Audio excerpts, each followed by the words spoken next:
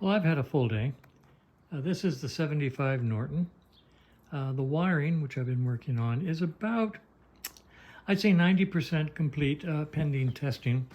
These wires go to the coils, which are mount right here. So those need to be hooked up. All the wiring on the battery is complete.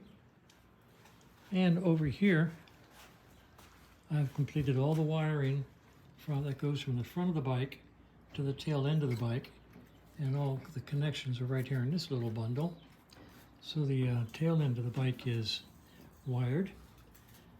These wires, interestingly, I'm 90% sure that all of these wires are superfluous, just flat not needed, due to the installation of electronic ignition system and the solid state charging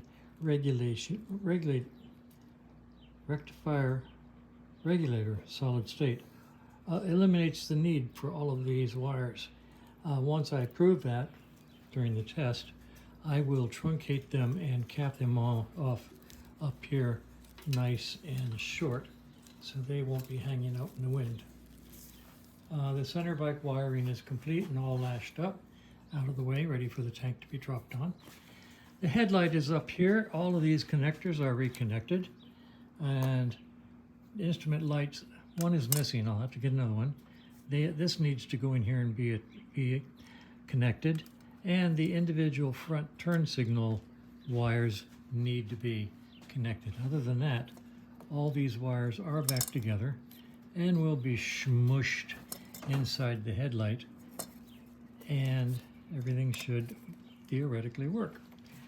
The LEDs up here are all wired, and everything's nice and tight, so hopefully they will work, because they're a pain in the posterior.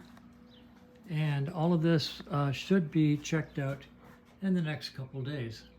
The new glass is installed on the speedometer, and I won't be able to work on this bike tomorrow. I have to take the little BSA and put it back on the lift, pull the wheels, get new inner tubes installed, and that will finish it up so it can be packed up and taken to Sturgis as a nice display bike. Anyway, that's the status of the Norton. It was a full day, got a lot done, and that is all.